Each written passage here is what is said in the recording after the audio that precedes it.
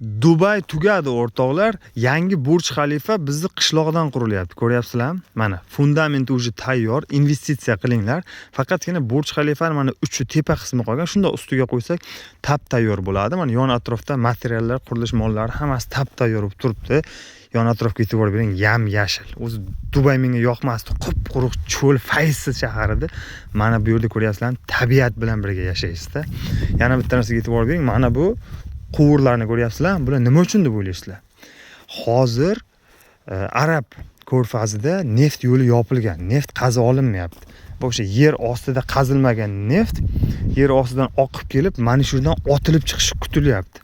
Mana ko'ryapsizlarmi? O'zi boshlanyapti. Mana qop-qora neftni boshlanishi mana shundan otilib chiqadi va kelajakda bu yerlar juda ham rivojlanib ketib, Dubaydan ham o'tib ketadigan shahar bo'ladi.